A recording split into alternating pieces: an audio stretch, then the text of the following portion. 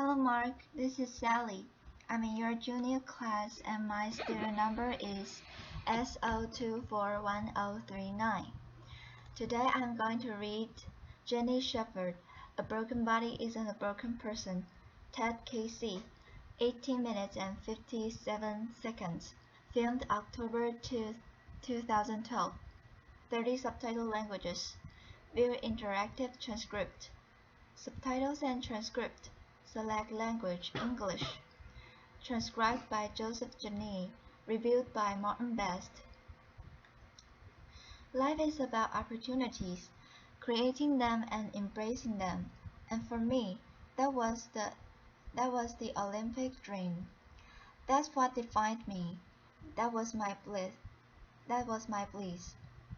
As a cross-country skier and member of the Australian ski team headed towards the Winter Olympics. I was on a training bike ride with my fellow teammates as we made our way up towards the spectacular Blue Mountains west of Sydney. It was the perfect autumn day. Sunshine, the smell of eucalypt, and a dream. Life was good. We've been on our bikes for around 5.5 hours when we got to the part of the ride that I loved. And that was the hills, because I loved the hills. And I got up off the seat of my bike, and I started bumping my legs. And as I sucked in the cold mountains air, I could feel it burning my lungs. And I looked up to see the sun shining in my face. And then everything went black. Where was I? Where was happening? My body was consumed by pain. I'd been hit by a speeding utility truck with only 10 minutes to go on the bike ride. I was airlifted from the scene of the accident by a rescue helicopter to a large spinal unit in Sydney. I had extensive and life-threatening injuries. I'd broken my neck and my back in 6 places. I broke 5 ribs on my left side. I broke my right arm. I broke my collarbone. I broke some bones in my feet. My whole right side was ripped open, filled with gravel. My head was cut open across the front, lifted back, exposing the skull underneath. I had had injuries. I had internal injuries. I had massive blood loss. In fact, I lost about 5 liters of blood, which is all someone my size would actually hold. By the time the helicopter arrives at Prince Henry Hospital in Sydney, my blood pressure was 40 over nothing. I was having a really bad day. Laughter. For over 10 days, I drifted between 2 dimensions. I had an awareness of being in my body, but also being out of my body. Somewhere else, watching from above as if it was happening to someone else. Why would I want to go back to a body that was so broken? But this voice kept calling me. Come on, stay with me. No, it's too hard. Come on, this is our opportunity. No, that body is broken. It can no longer serve me. Come on, stay with me. We can do it. We can do it together. I was at a crossroads. I knew if I didn't return to my body, I'd have to leave this world forever. It was the fight of my life.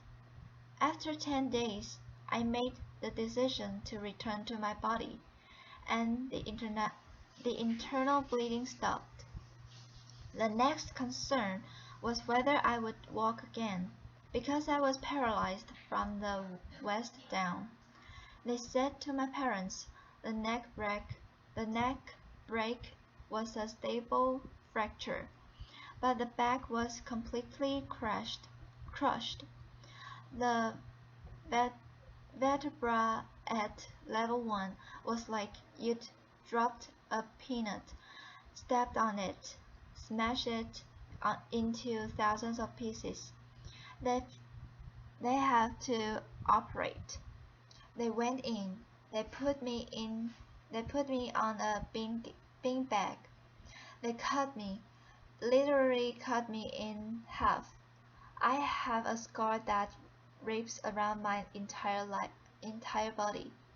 They picked as much broken bone as they could that had lodged in my spinal cord. They took out 2 of my broken ribs, and they rebuilt my back. Level 1, L1. They rebuilt it. They took out another broken rib. They refused T12, L1 and L2 together. Then they stitched me up. They took an entire hour to stitch me up. I woke up in intensive care, and the doctors were really excited that the operation had been a success because at that stage I had a little bit of movement in one of my big toes. And I thought, great, because I'm going to the Olympics. Laughter. I had no idea. That's the sort of thing that happens to someone else, not me, surely. But then the doctor came over to me and she said, Jenny, the operation was a success, and we've picked as much bone out of your spinal cord as we could. But the damage is permanent. The central nervous system nerves. There is no cure. You you are what we call a partial para, parapla, paraplegic, and you have all these injuries that go along with that. You have no feelings. You have no feeling from the waist down, and at most you might get 10 or 20% return. You have internal injuries for the rest of your life. You have to use a catheter to the rest of your life. And if you walk again, it will be with calipers and a walking frame. And then she said, Jenny, you have to rethink everything you do in your life because you are never going to be able to do the things you did before. I tried to grasp I tried to grasp what she was saying. I was an athlete. That's all I knew. That's all I'd done. If I couldn't do that, then what could I do? And the question I asked myself is, if I couldn't do that, then who was I? They moved me from intensive care to acute spinal. I was lying on a thin, hard spinal bed. I had no movement in my legs. I had tied stockings on to protect from blood clots. I had one arm in plaster, one arm tied down by drips. I had a neck brace and sandbags on either side of my head, and I saw my world through a mirror that was suspended above my head. I shared the world with 5 other people, and the amazing thing is that because we were all lying paralyzed in spinal ward, we didn't know what each other looked like. How amazing is that? How often in life do you get to make friendships judgment-free, purely based on spirit? And there were no superficial conversations as we shared our inner, innermost thoughts, our fears, and our hopes for life after the spinal word. I remember one night One of the nurses came in, Jonathan, with a whole lot of plastic straws. He put a pile on top of each of us, and he said, "Start threading them together." Well, there wasn't much else to do in the spinal world, so we did. And when we and we and when we finished, he went around silently and he joined all of the straws up till it looped around the whole world. And then he said, "Okay, everybody, hold on to your straws." And we did. And he said, "Right, now we are all connected." And as we held on, and we breathed we breathed as one, we knew we weren't on this journey alone. And even lying paralyzed in the spinal world, there were moments of incredible depth and richness, of authentic authenticity and connection that I had never experienced before, and each of us knew that when we left the spinal world we would never be the same. After 6 months, it was time to go home. I remember Dad pushing me outside in my wheelchair, wrapped in a plaster body cast, and feeling the sun on my face for the first time. I soaked it up, and I thought, how could I ever have taken this for granted? I I felt so incredibly grateful for my life. But before I left the hospital, the head nurse had said to me, "Jenny, I want you to be ready because when you get home, something's going to happen." And I said, "What?" And she said, "You are going to get depressed." And I said, "Not me, not Jenny the machine," well, which was my nickname. She said, "You are, because, see, it happens to everyone. In the spinal world, that's normal. You are in a wheelchair, that's normal. But you are going to get home and realize how different life is." And I got home and something happened.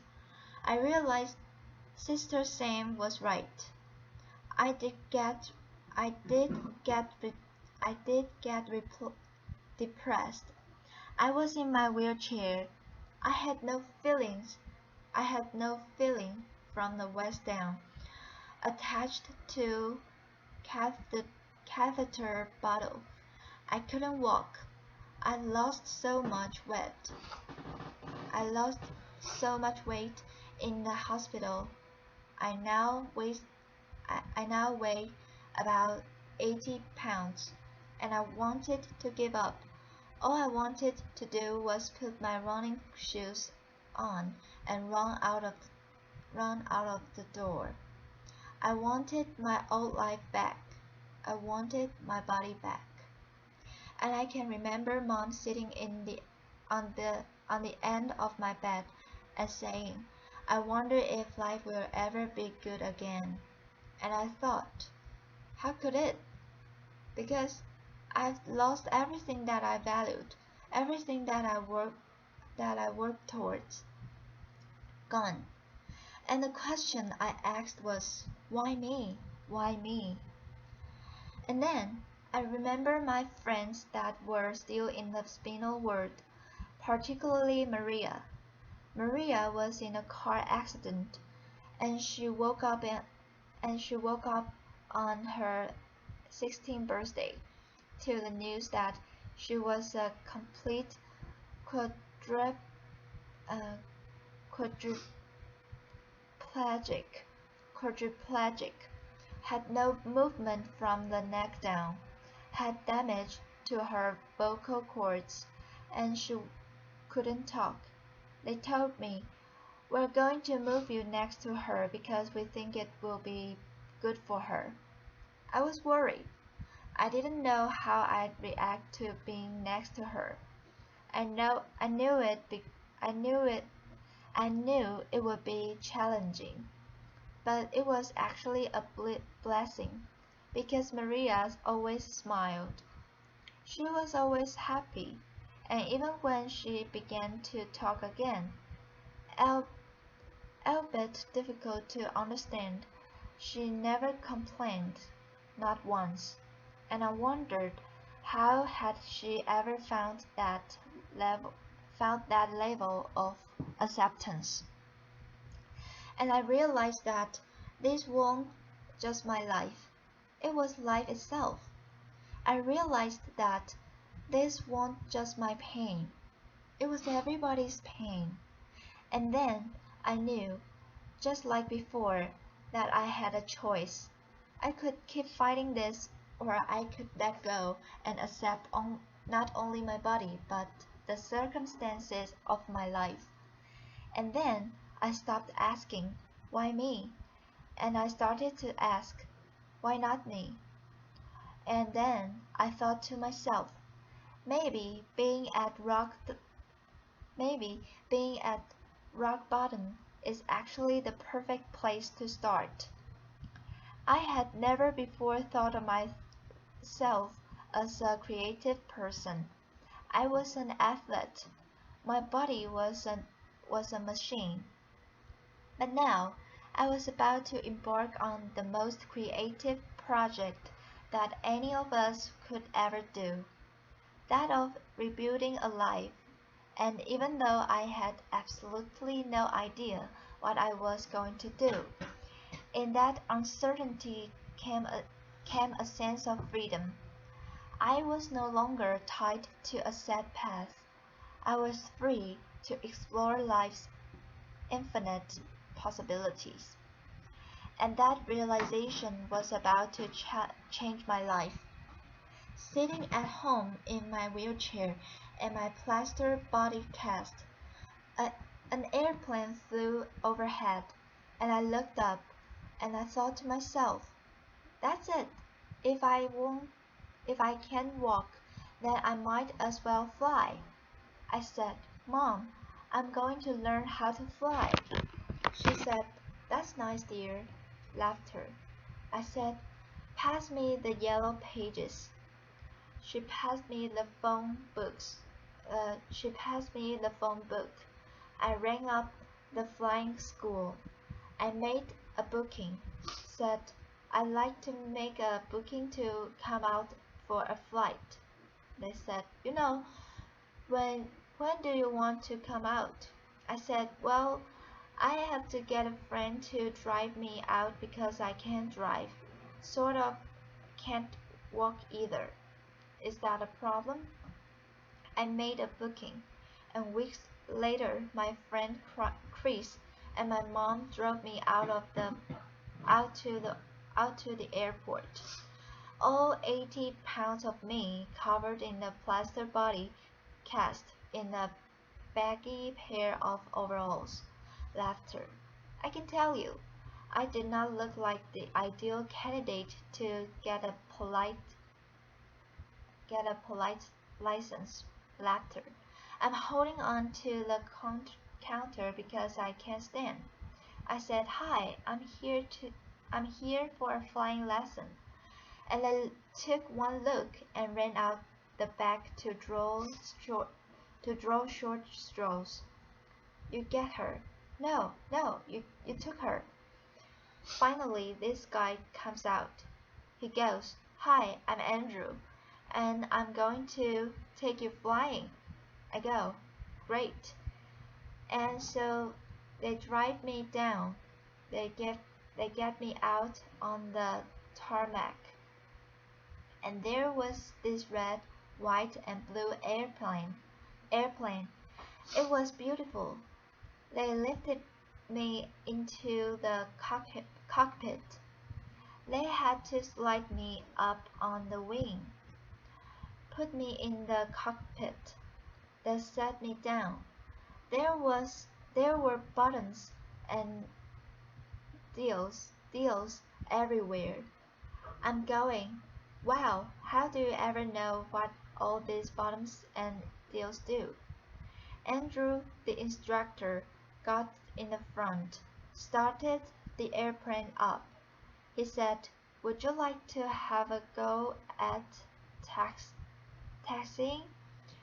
That's when you that's when you use your feet to control the rudder paddles, to control the airplane on the ground." I said, "No, I can't use my legs." He went, "Oh." I said, "But I can use my hands." And he said, "Okay." So he got over the runway and he applied the power. And as we took off down the runway and the wheels lifted up off the tarmac and we become airborne, I had the most incredible sense of freedom. And Andrew said to me, as we got over the training area, "You see that mountain over there?" And I said, "Yeah." And he said, "Well, you take the controls and you fly towards that mountain." And as I looked up, I realized that he was pointing towards the blue mountains where the journey had begun. And I took the controls, and I was flying, and I was a long, long way from that spinal world. And I knew right then that I was going to be a pilot. Didn't know how on earth I'd ever pass a medical. But I'd worry about that later, because right now I had a dream. So I went home. I got a training diary out, and I had a plan, and I practiced my walking as much as I could. And I went from the point of two people holding me up to one person holding me up to the point where I could walk around the furniture as long as it wasn't too far apart. And then I made progression to the point where I could walk around the house, holding onto the walls like this. And Mom said she was forever following me, wiped off, wiping off my fingerprints, laughter. But at least she always knew where I was.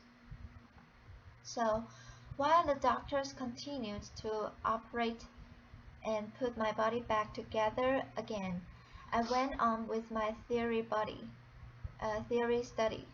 And then eventually and amazingly, I passed my pilot's medical, and that was my green light to fly. And I spent every moment I could out at that flying school, way out of my comfort zone. All these young guys that wanted to be Qantas pilots, you know, and little old hop along me in first my plaster cast, and then my steel brace, my baggy overalls, my bag of medication and catheters, and my limp. And they used to look at me and think, "Oh, who is she kidding? She's never going to be able to do this." And sometimes I thought that too, but that didn't matter, because now there was something inside that burned that far overweighed my injuries.